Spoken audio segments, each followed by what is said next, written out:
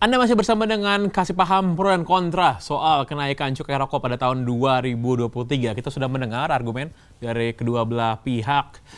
Cukai rokok harus dinaikkan, meningkatkan penerimaan negara, mengurangi angka perokok pemula. Dari teman-teman yang juga kontra dengan kenaikan cukai rokok mengatakan bahwa ya daripada merokok ilegal, mendingan uangnya diambil negara. Nah, saya pengen ke Pak Nirmala Dwi Herianto nih dari Bea Cukai.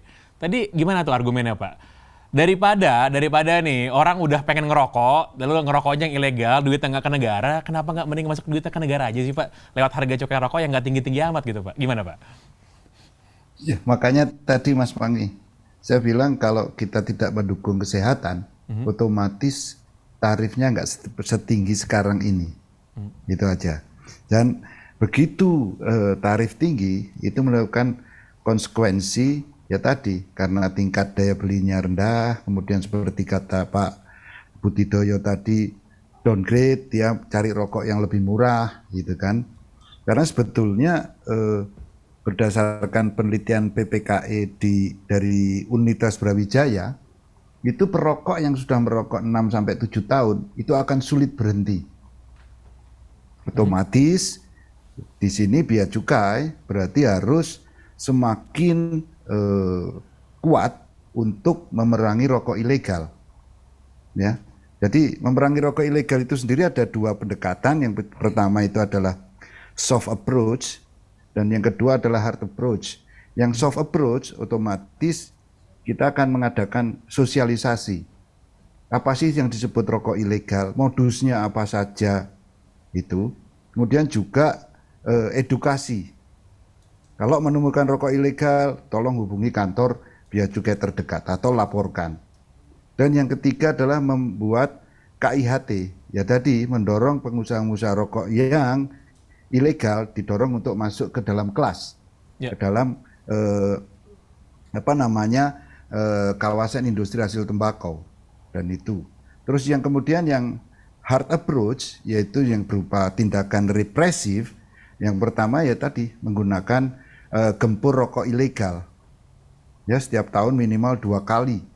Jadi tiap tahun naik itu penindakannya. Bahkan di tahun 2022 itu sudah 19.000 kali penindakan. Artinya apa? Setiap jamnya itu 2 kali penindakan. Ya, itu yang kita lakukan. Kemudian selain berupa gempur rokok ilegal tadi, kita juga membuat perjanjian kerjasama dengan aparat penegak hukum, baik itu TNI, Polri maupun Kejaksaan Agung. Demikian juga kita bekerja sama dengan pemerintah daerah. Itu, Mas Pangi. Baik, terima kasih, Bapak.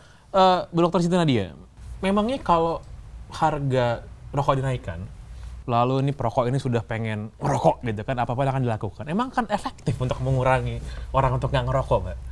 Ya, jadi sebenarnya poin yang ingin kita sepakati ya dalam hal ini adalah satu, betul secara total prevalensi perokok turun ya, tetapi prevalensi merokok pada anak-anak ini terjadi tren yang meningkat. Dari awal itu hanya 7% di 2013, kemarin di 2018 sudah 9%, dan estimasi Bappenas sendiri itu akan menjadi 15% di 2024, padahal target merokok pada anak hanya 5%. Nah, jadi ini isu yang harus kita lakukan pendekatan, sehingga tentunya pendekatan-pendekatan yang multi inilah yang menjadi tentunya bagaimana kita mengendalikan kebiasaan merokok ini, terutama tadi jangan usia muda jangan mulai gitu ya kan, ini yang kita jaga ya. Jadi harga rokok kemudian cukai rokok itu adalah salah satu intervensi lainnya ya harus kita lakukan, seperti misalnya tadi bahwa kita sedang mengusulkan untuk membatasi menjual rokok batangan ya, seperti itu. Oh iya, betul. Udah nggak boleh ngeteng lagi tuh, Mbak, ya? Nggak boleh ngeteng lagi ya kan. Kemudian juga tadi tidak ada media iklan terkait rokok ya. Karena kita lihat sepanjang 2021 itu terjadi peningkatan akses anak-anak melihat iklan rokok di media internet dari 1,2% itu menjadi hampir 10%. Jadi memang ya karena tadi mereka PJJ ya. Jadi tentunya ini yang menjadi. Nah, hal-hal seperti ini kalau kita lihat, kalau kita bandingkan negara-negara Asia Tenggara ya, Indonesia sendiri itu yang masih belum punya regulasi untuk pembatasan iklan rokok tersebut. Jadi multi intervensi, multi pendekatan untuk kita bisa memastikan sih supaya merokok ini tidak mulai pada usia muda, terutama pada anak-anak kita yang ya kesadarannya mungkin masih jauh ya Pak Budi gitu ya. Jadi kalau yang saya tangkap ya, Bu Dr. Siti Nadia, ini sebenarnya kan Bapak-Bapak ini juga concern sebenarnya dengan kesehatan anak-anak muda lah. Tadi sudah disampaikan pilihan orang dewasa. Tapi saya mau counter soal ini, Bapak-Bapak. Kita bandingkan harga rokok nih. Saya teman-teman saya yang tinggal di luar negeri nih. Kalau misalnya pulang ke Indonesia, pulang-pulang bawa rokoknya banyak banget. Masih ya. Karena kenapa murah di sini katanya. Jadi harga rokok di Indonesia lebih murah daripada di luar. Seperti itu. Jadi sebenarnya kalau kita bandingkan, sebenarnya kan ya masih affordable juga Pak. Walaupun naik cukanya gitu masih bisa beli juga gitu loh Pak. Gimana? Pak Jibal mungkin dulu. Kalau menurut kita itu kan tuduhan sering kali direpetisi ya di media juga bahwa rokok di Indonesia lebih murah daripada yang lain. Sebenarnya kalau dilihat dari angka pendapatan per kapita sebenarnya justru makin mahal. Justru makin mahal. Karena gini, katakanlah pendapatan orang yang rata-rata gitu ya masyarakat bawah dengan gaji UMR. Kalau rokok semakin mahal sampai misal 50.000 dan bahkan nantinya nggak ada pilihan untuk ketengan gitu loh. Ya itu kan rokok malah semakin mahal, makin sulit diakses gitu loh. Yang dibilang murah itu di mananya gitu loh. Orang dari sisi pendapatan kita kan beda dengan kalau pembandingnya Australia misalnya. Pendapatan di Australia dengan Indonesia kan lain. Ada sistem yang berbeda, termasuk tadi misalnya kalau pakai pendekatan kebudayaan, di kita sudah akrab sejak awal dengan tembakau sebagai bagian dari suguhan gitu loh, yang dalam sudut pandang industri kebudayaan disebut produk komplementer. Padahal tembakau itu ya bagian dari suguhan di masyarakat, di suku Talang Mama, di Sindoro Sumbing sendiri juga di masyarakat Temanggung, Wonosobo, itu menjadi bagian gitu loh. Artinya tidak melulu bahwa rokok itu di Indonesia itu murah, tapi sebetulnya semakin mahal karena orang Indonesia aja punya daya adaptif tadi yang disebut Pak ini elastis gitu. Kita punya selalu pilihan untuk bisa merokok yang lain gitu loh. Yang paling ekstrimnya tadi pilihannya bahkan ke rokok ilegal gitu.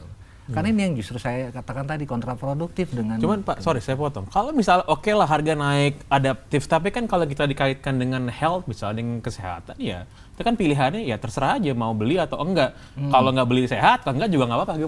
Bukan begitu Pak? Gimana Pak? Ya. Jadi gini Mas Pange, jadi kalau soal bagaimana sehat nggak sehat itu kan soal pilihan. Saya kira semua orang itu juga semua pengen sehat. Nggak ada satu manusia pun yang pengen nggak sehat itu nggak ada lah.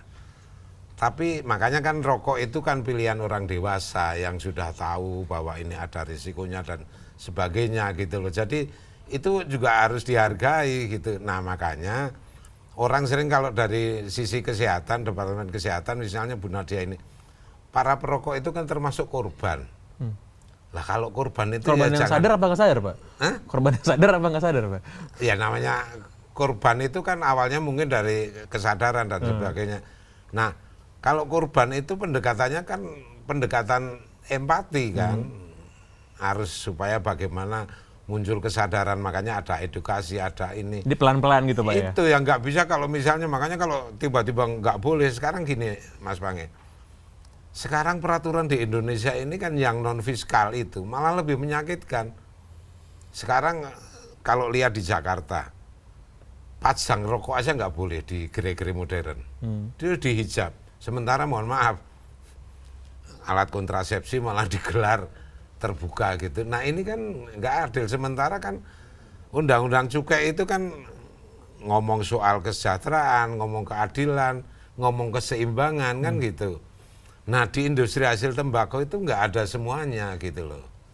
Artinya itu nggak didapat. Ini yang ketidakadilan ini yang nggak ada. Makanya tolonglah kita ini kan butuh perlindungan. Sama-sama kita berusaha, sama-sama ini mestinya kan juga harus ada itu, bahwa kita sepakat orang harus sehat ini. Kita juga di pabrik-pabrik juga udah ditulisi 18 plus gitu. Kurang apa? Nah, kalau misalnya ada anak-anak yang merokok karena dia pergaulannya, karena ini kan bukan terus yang disalahin kita kan gitu. Atau ini makanya sekarang ini gini, kalau istilah Jawa itu kayak, jadi untuk stigma rokok itu entek amek kurang golek gitu. Jadi dicari-cari apapun. Dicari-cari salahnya gitu. Nah, salahnya pokoknya semuanya muaranya rokok kan gitu. Tapi Dokter Cinta tadi, tapi bukankah ketika ada memang peduli kesehatan, tapi ketika misalnya orang sakit itu kan ditanggung sama negara juga gitu, Pak, melalui bantuan kesehatan. Gimana, Bu? Ya, jadi memang sudah banyak studinya juga ya bahwa mungkin dampaknya sekarang ini belum terlihat ya, tapi dari kalau kita lihat rokok itu penyebab nomor 2 terhadap penyakit-penyakit tidak menular ya, seperti jantung, stroke, kemudian penyakit-penyakit kardiovaskuler lainnya. Jadi artinya bukan dari sisi produktivitas saja ya, tapi kemudian kalau dia sudah terkena penyakit tidak menular, ya sudah termasuk kanker ya, salah satu kanker paru yang hampir pasti tidak ada obatnya, itu sebagian besar disebabkan oleh kebiasaan merokok yang lama, dan ini ada evidence base-nya. Nah, ini yang tentunya ke depan kalau kita lihat health spending untuk pengobatan penyakit tidak menular ini akan menjadi beban untuk negara, padahal kita ingin sebenarnya pada 2030 kita mendapatkan bonus demografi yang tentunya berkualitas untuk membangun negara, jangan menjadi beban kesehatan ya, karena kesehatannya di beban dari negara karena penyakit itu. Jadi ya ini yang sebenarnya ingin kita pertahankan ya, untuk kemudian kita cegah ke depan. Cuma kalau tadi dengan argumen Bapak-Bapak ini, Bu Dokter, bahwa ketika cukai dinaikkan harga makin mahal pun rokok akan tetap mencari rokok juga. Berarti kan sebenarnya argumen untuk biar beban kesehatan berkurang juga nggak kejadian. Tapi kalau sekarang kita balik nih ya, kalau misalnya harga murah, orang lebih mudah juga belinya ya kan. Yang tadinya mungkin beli 5, kalau dengan harga yang lebih mahal dia hanya bisa beli 2. Jadi otomatis kan akan mengurangi frekuensi merokok. Walaupun tadi disampaikan ya bisa terjadi berbagai skenario ya seperti itu. Jadi behavior yang diintervensi gitu ya, melalui kebijakan ya. Artinya perubahan perilaku itu bisa kita lakukan secara edukatif, atau kemudian sedikit ya kita lakukan penegakan ya untuk memperkuat bagaimana perubahan perilaku itu cepat terjadi. Baik, semakin sengit saya rasa kita bertukar argumen ini soal pro dan kontra soal kenaikan cukai rokok pada tahun depan. Saya rasa saya bisa mendengar argumen dari kedua belah pihak pada kali ini. Jangan kemana-mana, kita lanjutkan diskusi kita pada malam hari ini, tetap bersama kami di Kasih Paham.